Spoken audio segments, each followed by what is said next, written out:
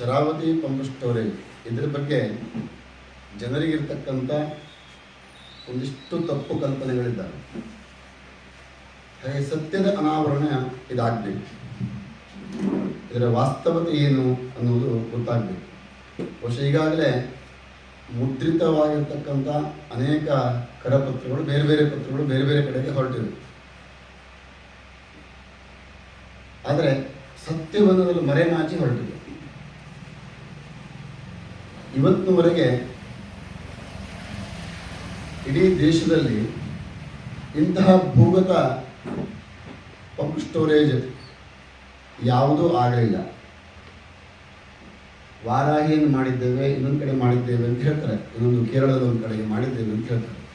ಆದರೆ ಆ ಭೂಗತ ಜಲವಿದ್ಯುತ್ ಯೋಜನೆಗೂ ಇಲ್ಲಿ ಮಾಡ್ತಕ್ಕಂಥ ಯೋಜನೆಗೂ ಬಹಳ ವ್ಯತ್ಯಾಸ ಇದೆ. ನೀರು ಸಾರಾಗವಾಗಿ ಹರಿಯುವ ರೀತಿಯಲ್ಲಿ ಮಾಡುವುದು ಬೇರೆ, ಆದರೆ ನೀರನ್ನು ಹರಿಯುವ ದಿಕ್ಕನ್ನು ಬದಲಾಯಿಸಿ ಪುನಃ ವಿರುದ್ಧ ದಿಕ್ಕಿಗೆ ಚಲಾಯಿಸಿ ಮಾಡುವಂಥದ್ದು ಬೇರೆ. ನಿಮ್ಮೆಲ್ಲರಿಗೂ ಒಂದು ಕಲ್ಪನೆಯಲ್ಲಿರಲಿ, ಬಹುಶಃ ನಮ್ಮ ದೇಶದಲ್ಲಿ ಇಂಥ ಪ್ರಾಜೆಕ್ಟ್ಗಳು ಆಗಲೇ ಇಲ್ಲ, ದೇಶದಲ್ಲೇ ಆಗಲಿಲ್ಲ. ನಾವು ಅಲ್ಲಿ ಮಾಡಿದ್ದೇವೆ, ಇಲ್ಲಿ ಮಾಡಿದ್ದೇವೆ ಅಂತ ಉದಾಹರಣೆ ಕೊಡಲಿಕ್ಕೆ ಅವ್ರ ಉದಾಹರಣೆ ಯಾವುದೂ ಇಲ್ಲವೇ ಇಲ್ಲ. ಇದು ಮೊದಲನೇದಾಗಿ ಅಸತ್ಯ. ಇದನ್ನು ನೀವೆಲ್ಲರೂ ಜನರ ಮನಗಾಣಬೇಕು, ನಿಮಗಿದ ಸತ್ಯದ ಅರಿವಾಗಬೇಕು. ಇಷ್ಟಕ್ಕೂ ಸಹ ಈ ಯೋಜನೆ ಕಾರ್ಯರೂಪಕ್ಕೆ ಬಂದದ್ದು ಇವತ್ತೋ ನಿನ್ನೆ ಅಲ್ಲ. 2004-2006ನೇ ಇಸ್ವಿಯಲ್ಲಿ ಈ ಪ್ರಾಜೆಕ್ಟ್ ಪ್ರಾರಂಭ ಆಗ್ತದೆ. ಆ ಸಂದರ್ಭದಲ್ಲಿ ಯೋಚನೆ ಮಾಡಿದ್ದು 10 ವರ್ಷದ ನಂತರದಲ್ಲಿ 2000 ಮೆಗಾವ್ಯಾಟ್ ಬೇಕು ಅನ್ನುವ ಒಂದು ಯೋಜನೆ ಪ್ರಾರಂಭ ಮಾಡಿಕೊಳ್ತಾರೆ. 2008ನೇ ಇಸ್ವಿಯಲ್ಲೇ ಇದರ ವಿರುದ್ಧವಾಗಿ ಪ್ರಥಮವಾಗಿ ನಾವು ಇದರ ವಿರುದ್ಧವಾಗಿ ಹೋರಾಟ ಪ್ರಾರಂಭ ಮಾಡಿದ್ವಿ 2008ರಲ್ಲಿ. ಆನಂತರದು ಏನೋ ಕಾರಣಾಂತರದಿಂದ ನಿಂತದ್ದು, ಈಗ ಪುನಃ ಅದು ಮತ್ತೆ ಚಾಲ್ತಿಗೆ ಬಂದಿದೆ. ಆರಂಭದಲ್ಲಿ 4000 ಕೋಟಿ ಬಜೆಟ್ ಇತ್ತು. ಆನಂತರ 6000 ಆಯಿತು, 8000 ಆಯಿತು, 10,000 ಆಯಿತು. ಈಗ 10,500ಗೆ 12,000 ಹೋಗ್ಬಿಟ್ಟಿದೆ. ಈಗ ಸದ್ಯಕ್ಕೆ ಅಹವಾಲು ಸಭೆ ನಂತರ ಮತ್ತೆ 2,000 ಹೆಚ್ಚಾಯಿತು. 18ಕ್ಕೆ ಅಹವಾಲು ಸಭೆ ಆಯಿತು, ಅದ ನಂತರ ಮತ್ತೆ 2,000 ಹೆಚ್ಚಾಯಿತು. ಅಂದರೆ ಇದು ಎಲ್ಲಿಗೆ ಹೋಗ್ಬಿಡ್ತದೆ ಅಂತ ಗೊತ್ತಿಲ್ಲ. ಇಷ್ಟಕ್ಕೂ ಸಹ ಇದರ ಅಗತ್ಯತೆ ಏನು ಅನ್ನುವ ಪ್ರಶ್ನೆ, ಮೂಲಭೂತ ಪ್ರಶ್ನೆ. ಇದರ ಅಗತ್ಯತೆ ಏನು? ಕರೆಂಟ್ ಬೇಕು, ಸರಿ. ಕೆಲವೊಬ್ಬರು ಮಂತ್ರಿ ಮಹೋದಯರಲ್ಲಿ, ಶಾಸಕರಲ್ಲಿ ಎಲ್ಲರೂ ಹೇಳ್ತಾರೆ ಕರೆಂಟ್ ಬೇಕು ಅಂತ ನೀವು ಹೇಳ್ತೀರಿ, ಇಂಥ ಯೋಜನೆಗೆ ಅಡ್ಡಿ ಮಾಡ್ತೀರಿ ಅಂತ ಹೇಳ್ತಾರೆ. ಕರೆಂಟ್ ಬೇಕು, ಆದರೆ ಪರ್ಯಾಯ ಇಂಧನದ ವ್ಯವಸ್ಥೆಗಳಿದ್ದಾವೆ. ಇವತ್ತು ಮುಂದುವರೆದಂಥ ರಾಷ್ಟ್ರಗಳು, ನಾವು ಯಾವ ರಾಷ್ಟ್ರವನ್ನು ಆದರ್ಶವಾಗಿ ಇಟ್ಕೊಳ್ತೇವೋ, ಯಾವ ರಾಷ್ಟ್ರ ಅಭಿವೃದ್ಧಿ ಪಥ ಅಂತ ಬಯಸ್ತೇವೋ, ಅಮೇರಿಕ ಇರ್ಬೋದು, ಬೇರೆ ಬೇರೆ ದೇಶಗಳು. ಅಮೇರಿಕ ನ್ಯೂಯಾರ್ಕಲ್ಲಿ 80ಕ್ಕಿಂತ ಹೆಚ್ಚು ಕಟ್ಟಿದ ಆಣೆಕಟ್ಟನ್ನು ಒಡೆದಿದ್ದಾರೆ. ನಿಮಗೆ ವಿತ್ ಸಾಕ್ಷಿಯನ್ನು ಫೋಟೋಗ್ರಫಿ ಸಹಿತವಾಗಿ ನಿಮ್ಮನ್ನು ನಾವು ತೋರಿಸ್ತೇವೆ. ಹಾಗಿದ್ರೆ ಮುಂದುವರೆದಂಥ ದೇಶಗಳು ಅವರಿಗೇನು ಕರೆಂಟ್ ಬೇಡವಾ? ಅವರು ಯಾಕೆ ಅಂತ ಕಟ್ಟಿದ ಅಣೆಕಟ್ಟನ್ನು ಒಡಿತಾ ಇದ್ದಾರೆ? ಯೋಚನೆ ಮಾಡಬೇಕು.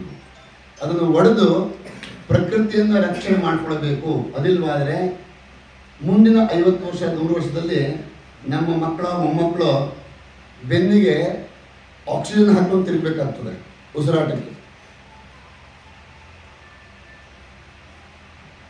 ನಾವು ಸದ್ಯದಲ್ಲೇ ಕೊರೋನಾವನ್ನು ಅನುಭವಿಸಿ ಬಂದಿದ್ದೇವೆ.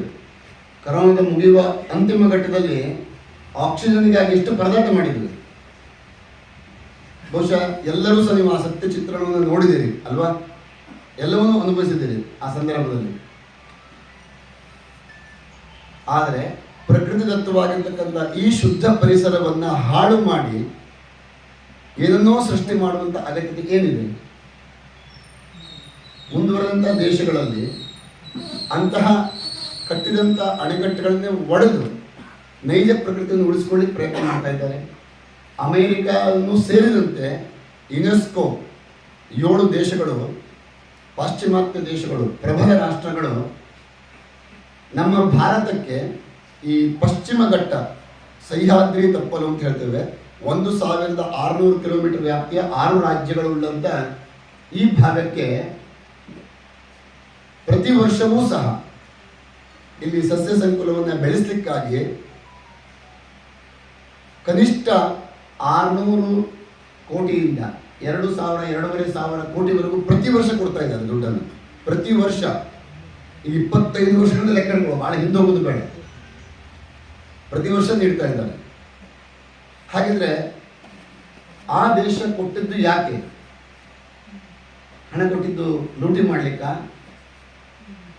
ಇಲ್ಲಿ ನಾವು ಬರ್ತಾನೆ ನೋಡ್ತಾ ಇದ್ವಿ, ಬಹುಶಃ ಇಲ್ಲೇ ಒಂದು 10,000 ಎಕರೆ ನೋಡಿದ್ರೆ ಬಹುಶಃ ಅಷ್ಟು ಅಕೇಶ ಗಿಡಗಳಿದ್ದಾವಿಲ್ಲ, ಬೇರೆ ಇಲ್ಲ.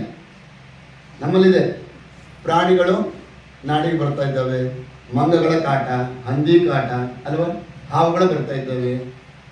ಹಾಗೆ ಇಷ್ಟು ವರ್ಷ ನಾವಿಲ್ಲಿ ಬದುಕಿಲ್ವಾ? ಹಾಗೆ ಈಗ ಯಾಕೆ ಇಂಥ ಪ್ರಾಣಿಗಳು ಬರ್ತಾ ಇದ್ದಾವೆ?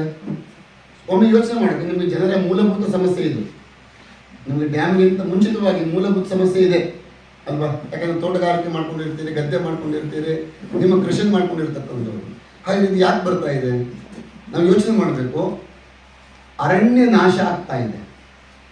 ಅಕೇಶಿಯ ಗಿಡವನ್ನು ಬೆಳೆಸೋದ್ರಿಂದ ನೀವು ಕನಿಷ್ಠ ಒಂದು 2 ಎಕರೆ ಜಾಗದಲ್ಲಿ ಬೆಳೆಸಿ, ಕನಿಷ್ಠ ಒಂದು 2 ತಿಂಗಳ ಒಬ್ಬ ವ್ಯಕ್ತಿ ನಿರಂತರವಾಗಿ ಅಲ್ಲಿ ಇರಲಿ, ಅವನಿಗೆ ದಮ್ಮಿನ ರೋಗವೋ, ಕೆಮ್ಮಿನ ರೋಗವೋ ಅಥವಾ ಚರ್ಮ ರೋಗವೋ ಬರಲಿಲ್ಲ ಅಂತಾದ್ರೆ ಆಮೇಲೆ ಇಡೀ ಚಾಲೆಂಜ್ ಕೊಡ್ತೇವೆ ನಾವು.